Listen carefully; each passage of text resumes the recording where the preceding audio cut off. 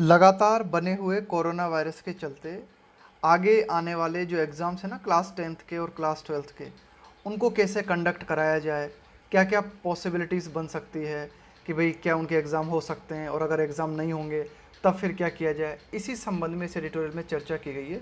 Perfecting the test, कि भाई जो आपका परीक्षा होती है आपकी, उसको और ज़्यादा perfect banana.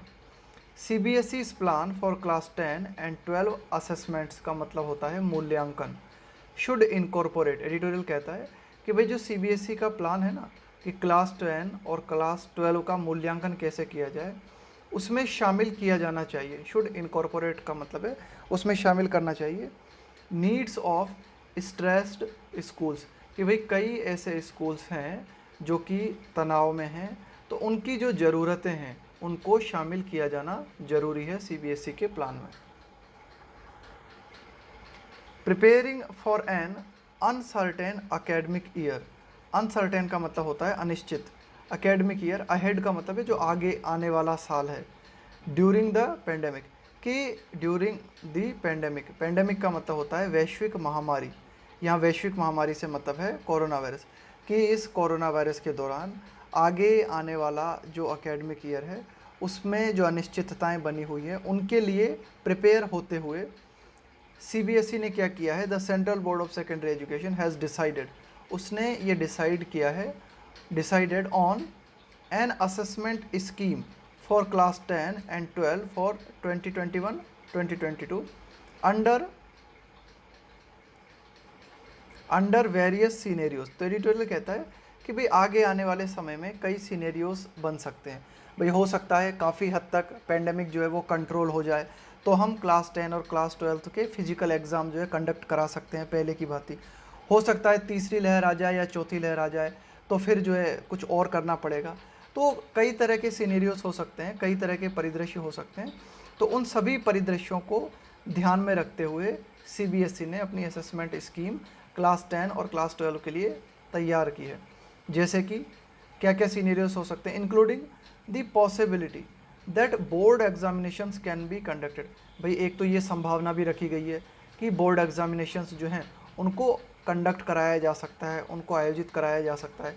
Should circumstances improve, यहाँ पे शुड का मतलब है इफ़, ये शुड जो है ना कंडीशन के लिए भी आता है। इफ़ सर्कमस्टांसेस इम्प्रूव, कि भाई अगर परिस्थितियों में सुधार होता है, कि भाई ये जो कोरोना वायरस की जो परिस्थितियाँ बनी हुई है इनमें अगर सुधार होता है तो जो इनकी एग्ज़ाम्स है उनको कंडक्ट भी कराया जा सकता है। इस पॉसिबिलिटी को भी ध्यान में रखा गया है। द ईयर गोन बाय, कि भाई ये जो साल जो गुजर गया, was extremely challenging for all boards, यह साल जो है बहुत ही ज़्यादा चुनौतीपूर्ण था सभी बोर्ड्स के लिए। And the CBSE had to, इस हैड टू का हम प्रयोग करते हैं करना पड़ा, करना पड़ता था, इस तरह के जो वाक्य होते हैं ना हिंदी के, उनके लिए। And the CBSE had to hastily, मतलब जल्दबाजी में। कम अप विथ का मतलब होता है लेके आना, जैसे आप कोई सॉल्यूशन लेके आते हो, कोई समाधान लेके आते हो। और CBSE को जो है एक स्कीम लेके आनी पड़ी। टू असेस का मतलब है मूल्यांकन करने के लिए candidates in class 12।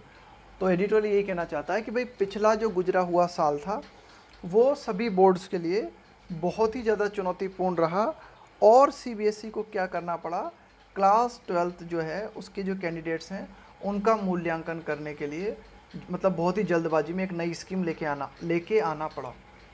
It became clear that even with its high emphasis of academics, it became clear, यह स्पष्ट हो गया, even with its high है ना, मतलब इसके, हालांकि इसके साथ, इसके बावजूद, हाई एम्फेसिस ऑफ अकेडमिक्स है ना, कि भाई ये जो एक तरीके से शैक्षणिक क्षेत्र है इस पर ज़्यादा जोर देने के बावजूद, देयर वाज कंसिडरेबल, कंसिडरेबल मतलब काफ़ी मात्रा में है ना, डेप्राइवेशन का मतलब है वंचित होना, फॉर सम स्टूडेंट्स। तो ये एडिटोरियल कहना चाह रहा है कि अकेडमिक्स पर काफ़ी ज़्यादा जोर देने के बावजूद काफ़ी हद तक कई बच्चे जो थे, कई स्टूडेंट्स जो थे, वे शिक्षा से वंचित रहे।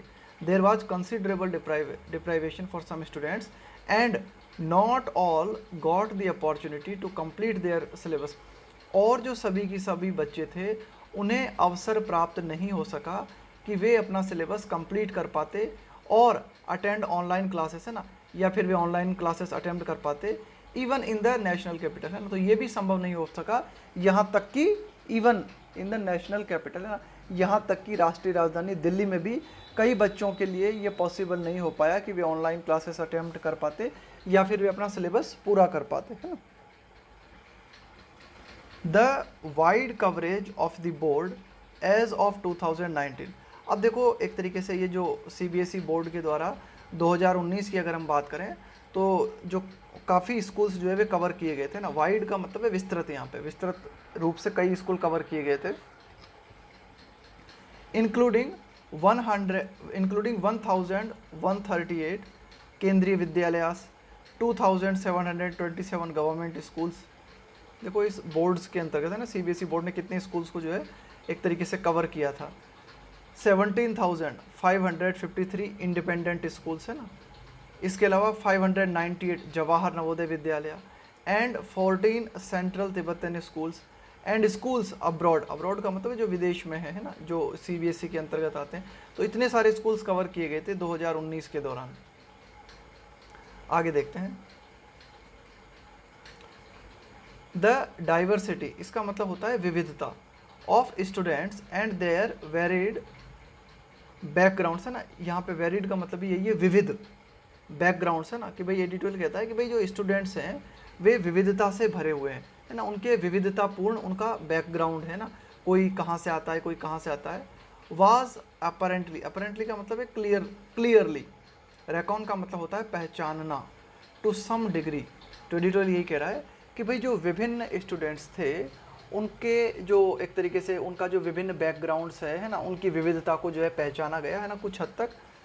वाइल ड्राफ्टिंग, ड्राफ्टिंग का मतलब है प्रारूप तैयार करते हुए, the scheme for the coming year. Editorial यही कह रहा है कि आगे आने वाला जो साल है, इस साल के लिए जो भी असेसमेंट स्कीम CBSE के द्वारा तैयार की गई है उसमें स्टूडेंट्स की विविधता को ध्यान में रखा गया है। Which includes a mix of internal assessments for class 9, 10 and 11, 12। तो एडिटोरियल क्या कह रहा है कि भाई देखो इसमें क्या क्या शामिल किया गया है नई स्कीम में। इंटरनल असेसमेंट, आंतरिक मूल्यांकन, है ना, क्लास 9 और 10 के लिए, इसके अलावा क्लास 11 और 12 के लिए। And term examinations, in term examination का मतलब है जैसे कि आपकी अर्धवार्षिक एग्जाम होती है, वार्षिक एग्जाम होती है ना, एक फिक्स टर्म के बाद जो एग्जाम होती है ना उसको बोलते हैं term examination. So term examinations in November December and in March April 2022। तो यही डिटेल कहना चाह रहा है कि भाई नवंबर दिसंबर या फिर मार्च अप्रैल 2000, इसकी बात करें हम 2022 में जो होंगे ना, तो उसको भी ध्यान में रखा गया है। There will be a rationalised compartmentalised syllabus split. Rationalised का मतलब है जिसे आप लॉजिकल कह सको, है ना, जिसे आप तर्कपूर्ण कह सको। कंपार्टमेंटलाइज्ड का मतलब होता है कंपार्टमेंट बना देना, छोटे छोटे हिस्सों में चीज़ों को बांट देना, है ना, जैसे रेल के कंपार्टमेंट बन जाते हैं ना, इस तरह से। कंपार्टमेंटलाइज्ड सिलेबस स्प्लिट का मतलब यही होता है विभाजन। इनटू 2 हाफ का मतलब है 2 भागों में बांट देना। For each term, for each term कि भाई आपने क्या किया, एक साल है उसमें आपने 2 टर्म बना दिए, जैसे एक तो हो गया नवंबर दिसंबर में, एक हो गया मार्च अप्रैल में। तो आपने क्या किया, दोनों टर्म्स के लिए सिलेबस को 2 भागों में बांट दिया, एक तरीके से कंपार्टमेंट बना दिया उसके, और ये जो है तर्कपूर्ण भी हैं, लॉजिकल भी हैं। The scheme which has the benefit of advance planning unlike the past year. Editorial कहता है कि भाई ये जो नई स्कीम CBSE की है, इसमें क्या किया गया है, which has the benefit of advance planning. इस स्कीम में हमें ये फ़ायदा है कि हमने इस स्कीम में पहले से प्लानिंग की है, एडवांस प्लानिंग की है। अनलाइक द पास्ट ईयर, पिछले साल ऐसा नहीं था। अनलाइक द पास्ट ईयर का मतलब है पिछले साल हमने एडवांस में किसी तरह की कोई प्लानिंग नहीं की थी, लेकिन इस बार हमारे पास प्लानिंग है कि भाई कई तरह के सिनेरियोस हमारे सामने आ सकते हैं और उन सिनेरियोस को किस तरह से रेस्पॉन्स देना है उसके लिए हम तैयार हैं। Must be responsive to the issues faced by all institutions in remote location, कि भाई ऐसे स्कूल्स जो कि दूरस्थ क्षेत्रों में स्थित है ना, तो यही must be responsive to the issues faced by all institution, कि वे इंस्टीट्यूशंस, वे स्कूल्स जो कि दूरस्थ क्षेत्रों में स्थित हैं, उनके द्वारा जो समस्याएं, उनको जो जिन समस्याओं का सामना करना पड़ता है, तो उनको किस तरह से प्रतिक्रिया दी जाए, उसके लिए हम जो है इस बार तैयार हैं नई स्कीम के साथ। एंड द डिप्राइवेशन, डिप्राइवेशन का मतलब है वंचित होना, है ना, कि भाई जो कोई सुविधा आपको नहीं मिल पा रही, इसका मतलब है आप उस सुविधा से डिप्राइव्ड हो। Deprivation faced by less privilege, देखो प्रिविलेज का मतलब होता है स्पेशल अधिकार होना, स्पेशल सुविधा प्राप्त होना। तो ये एडिटर कहना चाह रहा है कि कई ऐसे स्टूडेंट्स हैं, कई ऐसे बच्चे हैं जिन्हें की विशेष सुविधाएं प्राप्त नहीं हैं, तो वे जो है कई चीज़ों से वंचित रह जाते हैं। तो उनके लिए भी इस जो नई स्कीम बनाई गई है, तो उनको भी इस नई स्कीम के तहत जो है ध्यान में रखा गया है।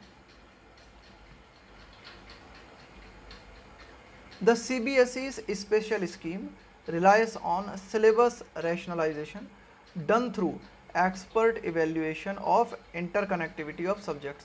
कि CBSE's स्पेशल स्कीम, कि भाई CBSE की जो स्पेशल स्कीम है, नई जो स्पेशल स्कीम है, वह निर्भर करती है, रिलाइज ऑन सिलेबस रैशनलाइजेशन। कि भाई नई, रिलाई ऑन का मतलब होता है डिपेंड ऑन, है ना, कि भाई इस पर निर्भर करती है किस चीज़ पे, सिलेबस रैशनलाइजेशन। रैशनलाइजेशन का मतलब है लॉजिकली किसी बात को उचित ठहराना, है ना, किसी बात को तर्कपूर्ण। तो एक तरीके से क्या है कि जो भी सिलेबस है उसको रैशनलाइज किया जाए, उसे तर्कपूर्ण बनाया जाए, उसे लॉजिकल बनाया जाए। किसके माध्यम से? डन थ्रू एक्सपर्ट इवेल्युएशन के माध्यम से of interconnectivity of subjects and a centralised protocol of question papers. और क्या किया जाए? एक केंद्रीय नियम बनाया जाए ना, प्रोटोकॉल का मतलब एक तरीके से रूल ऑफ क्वेश्चन पेपर्स, कि भाई जो भी क्वेश्चन पेपर सेट करने हैं उनके लिए क्या किया जाए, एक केंद्रीय सिस्टम सेट किया जाए। एंड मार्किंग स्कीम, और बच्चों को मार्क कैसे देने हैं उसके लिए भी एक कोई मार्किंग स्कीम निर्धारित की जाए। फॉर द टर्म एग्जामिनेशन, कि भाई ये जो टर्म एग्जामिनेशंस होने हैं उनमें किस तरह से मार्क अलॉट करने हैं, तो उसके लिए भी जो पूरी एक स्कीम बनाई जाए। In the case of term 1, कि भाई टर्म 1 की अगर हम बात करें, it will be a multi choice question type test stretching over. Stretching का ओवर का मतलब है फैला हुआ, 90 मिनट्स। तो एडिटर क्या कहता है कि भाई टर्म एग्ज़ाम की अगर हम बात करें, तो टर्म एग्ज़ाम के संबंध में क्या है कि क्या होगा, CBSE की नई स्कीम के तहत टर्म एग्जामिनेशन में क्या होगा, MCQ टाइप के प्रश्न पूछे जाएंगे, है ना। ये जो होते हैं ना विकल्प वाले जो प्रश्न आते हैं ABCD, और ये जो इसका टाइम लिमिट कितनी होगी, 90 minutes with machine readable optical marking. वो होता है ना कि भाई जो एग्ज़ाम होते हैं आपके गोले काले कर दिए आपने ABCD, है ना, और फिर उनकी क्या किया जाता है उनको, और एक मशीन होती है ना जो ऑप्टिकल मार्किंग का मतलब है, एक जो मशीन होती है उसके माध्यम से उनको रीड किया जाता है और आपको अंक प्रदान किए जाते हैं। एंड फॉर टर्म सेकेंड, तो ये तो हो गया टर्म 1 के लिए कि भाई MCQ रख लो। और टर्म सेकेंड के अंतर्गत क्या करने का प्लान है CBSE का, a short and long answers model. तो CBSE ने क्या किया है, टर्म सेकंड के अंतर्गत short and long answers model रखे हैं, है ना, इफ़ सर्कमस्टेंसेस परमिट, कि भाई अगर कोरोना वायरस कम हो जाता है, परिस्थितियां अनुकूल हो जाती हैं, तो CBSE ने सेकंड टर्म के लिए निर्धारित किया है कि उसमें शॉर्ट एंड लॉन्ग आंसर्स वाला मॉडल रखा जाए, है ना, कि भाई बच्चों से लिखित में जो है एग्ज़ाम कराई जाए सेकेंड टर्म, और उसमें शॉर्ट एंड लॉन्ग आंसर्स पूछे जाएँ। एफिशिएंट एज इट में साउंड, एफिशिएंट का मतलब एक तरीके से कुशल, सक्षम, है ना, इट में साउंड ऐसा प्रतीत हो सकता है। The multiple choice model is critiqued. Editor कहता है कि भाई हो सकता है कि ये प्रभावी हो, कि भाई जो MCQ मॉडल टर्म 1 के लिए CBSE ने निर्धारित किया है वह एक तरीके से प्रभावी हो सकता है, सक्षम हो सकता है, प्रतीत ऐसा प्रतीत हो सकता है। लेकिन फिर भी ये जो MCQ मॉडल है इसको कई लोगों ने इज क्रिटिक्ड, इसकी आलोचना की गई है बाय सम, है ना, कुछ लोगों के द्वारा एज इन्फीरियर। भाई कई लोगों का कहना है कि भाई ये जो है इन्फीरियर का मतलब है कि भाई ये निम्न कोटि का तरीका है ये MCQ को लेके आना। विद समटाइम्स इररिलेवेंट का मतलब है असंगत and meaningless questions that add up to little in terms of assessment. तो एडिटोरियल का कहना है कि भाई ये जो MCQ टाइप के जो प्रश्न होते हैं ना, कई बार ये इररिलेवेंट होते हैं और ये मतलब कई बार मीनिंगलेस क्वेश्चंस होते हैं, और अगर मूल्यांकन की दृष्टि से अगर हम बात करें तो इसमें कोई ज़्यादा फ़ायदा दिखाई देता नहीं हमें ना, इसका कोई ज़्यादा लाभ नज़र आता नहीं है। Helping only the marking process, हाँ इससे हमें एक मदद मिलती है MCQ से कि भाई जो मार्किंग प्रोसेस है, नंबर देने की जो प्रक्रिया है ना, उसमें हमें मदद मिलती है, कुछ करना नहीं पड़ता, बस कुछ नहीं है, एक मशीन में ले जाके आपने आंसर कॉपीज रख दी और मशीन के माध्यम से सारी आंसर कॉपीज चेक हो जाती हैं। एन एडजंक्ट, एडजंक्ट का मतलब होता है सहायक, to the MCQ pattern could be. Editorial कहता है कि भाई MCQ पैटर्न जो रखा गया है फर्स्ट टर्म के लिए उसमें एक सहायक हो सकता है, वो क्या हो सकता है, अ डिसेंट्रलाइज्ड प्रोसेस, कि भाई हम क्या करें। देखो सेंट्रलाइज्ड का मतलब होता है केंद्रीकृत कर देना, पूरी पावर को केंद्र में ले लेना। डिसेंट्रलाइज्ड का मतलब है कि भाई पावर को जो है बांट देना, है ना, कि भाई एक एक पर्टिकुलर स्टेट्स को पावर दे देना ना, उसको डिसेंट्रलाइज्ड कर देना। एम्पावरिंग मतलब सशक्त बनाते हुए, मजबूत बनाते हुए। रीजनल सीबीएसई यूनिट कि भाई एक तरीके से जो क्षेत्रीय सीबीएसई यूनिट्स हैं। And external experts to consider the state of particular district. भाई हम क्या करें कि पर्टिकुलर जो राज्य हैं वहाँ की जो सीबीएसई यूनिट्स हैं उनको हम जो है ये जिम्मेदारी सौंप दें कि भाई आप अपने स्तर पे देखो और वहाँ जो परिस्थितियाँ आपको अनुकूल लगती हैं उस हिसाब से आप एग्ज़ाम कंडक्ट कराओ कि भाई किसी ज़िले में कैसी स्थिति है ना। एंड कम अप विथ, है ना, कम अप विथ का मतलब मैंने आपको बताया कोई समाधान लेके आना, है ना। And come up with assessments, assessments tailor, tailor का मतलब होता है आपकी जो मांग है ना उसके अनुरूप निर्धारित करना चीज़ों को। टेलर्ड टू स्पेसिफिक सिचुएशंस, है ना। तो एक जो है समाधान ये हो सकता है कि विशेष जो परिस्थितियां हैं किसी पर्टिकुलर राज्य की, किसी पर्टिकुलर ज़िले की, उसके अनुरूप निर्धारित किया जाए ना। टेलर का मतलब है फिटिंग निर्धारित करना, है ना। तो यही एडिटर कहना चाह रहा है कि भाई आप ये भी कर सकते हो कि क्या करो आप अभी सारी पावर सीबीएसई जो है सेंट्रलाइज्ड किए हुए हैं इसे डिसेंट्रलाइज्ड कर दिया जाए। प्रत्येक राज्य की जो सीबीएसई यूनिट है, प्रत्येक ज़िले की जो सीबीएसई यूनिट है वह अपने क्षेत्र की परिस्थितियों को देख के अपने एग्ज़ाम्स का शेड्यूल निर्धारित कर सकती है ना, असेसमेंट निर्धारित कर सकती है। एट द सेम टाइम, है ना, साथ ही साथ the board has done well to plan for different scenarios कि भाई जो सीबीएसई बोर्ड है इसने बहुत अच्छा किया है क्या, to plan for different scenarios कि भाई विभिन्न तरह की परिस्थितियां आगे आने वाले समय में हो सकती है और उन सभी परिस्थितियों के लिए सीबीएसई जो है तैयार है। तो ये सीबीएसई ने बहुत बढ़िया काम किया है। That could be imposed by the pandemic कि विभिन्न तरह की परिस्थितियां जो कि हमारे ऊपर थोपी जा सकती हैं कोरोना वायरस के द्वारा, पेंडेमिक के द्वारा, कि पेंडेमिक के द्वारा हमें कई तरह की परिस्थितियों का सामना करना पड़ सकता है। तो उन परिस्थितियों के, उन सभी परिस्थितियों के लिए सीबीएसई तैयार है। ये बहुत अच्छी बात है, ऐसा करके सीबीएसई ने अच्छा किया है ना। Where either of the term examinations और both can not be held. भाई हमने इस पॉसिबिलिटी को भी रखा है कि ये either of the term examination और both can not be held. Held का मतलब आयोजित करना कि भाई हो सकता है कि दो जो टर्म एग्जामिनेशन रखी है उनमें से किसी एक को जो है हम न कंडक्ट करवाएं या फिर दोनों को ही कंडक्ट न करवाएं अगर परिस्थितियां इजाज़त नहीं देती तो। या फिर और the second term has to be converted into the MCQ type. और हो सकता है अगर परिस्थितियां ठीक न रहें तो जो सेकेंड टर्म एग्ज़ाम्स हैं उसको हमें कन्वर्ट करना पड़ जाए, तब्दील करना पड़ जाए एमसीक्यू टाइप में। तो इन सभी परिस्थितियों के लिए जो है सीबीएसई तैयार है। द फॉलबैक ऑप्शन, देखो फॉलबैक ऑप्शन का मतलब होता है इमरजेंसी में आप किस चीज़ का सहारा लेते हो ना, उसको बोलते हैं fallback. The fallback option in the worst case scenario कि अगर बुरे से बुरा परिदृश्य हम देखें ना कि भाई जो वर्स्ट केस सिनेरियो क्या हो सकता है, is a combination of internal assessments, is a combination of internal assessments, practical and project work and theory examinations taken at home. तो एडिटोरियल क्या कह रहा है कि भाई हो सकता है अगर हम टर्म 1 भी ना हो, टर्म 2 भी ना हो, तो फिर फाइनली हमें क्या करना पड़ सकता है, किस चीज़ पर डिपेंड होना पड़ सकता है। फॉल बैक का मतलब है सहारा लेना, है ना। फॉल बैक का मतलब है कि भाई अब आपके पास कोई ऑप्शन नहीं बचा तो आप इस ऑप्शन पे चले जाओ, है ना। किस ऑप्शन पे चले जाओ, यही एडिटोरियल कहना चाह रहा है कि अगर बुरी से बुरी परिस्थिति होती है तो फिर हो सकता है हमें इंटरनल असेसमेंट का सहारा लेना पड़े, आंतरिक मूल्यांकन, प्रैक्टिकल और बच्चों के जो प्रोजेक्ट वर्क हैं, है ना। इसके अलावा थ्योरी एग्जामिनेशन है ना, उनको जो है घरेलू स्तर पर कंडक्ट करा के और बच्चों को मार्क्स दिए जाएं। द एक्सट्रीम अनसर्टेनिटी कि मतलब एक्सट्रीम का मतलब होता है अति, है ना, अनिश्चितता। The extreme uncertainty under score का मतलब है रेखांकित करना, किसी चीज़ को हाईलाइट करना। तो एडिटोरियल कहता है कि भाई इतनी ज़्यादा जो अनिश्चितता बनी हुई है यह इस बात को हाईलाइट करती है कि भाई इस बात की ज़रूरत है to take online lessons to all classes of students कि सभी क्लासेस के लिए ऑनलाइन लेसन्स की ज़रूरत है। एंड फैक्टर इन का मतलब है और इस बात को भी इंक्लूड किया जाए, इस बात को भी शामिल किया जाए।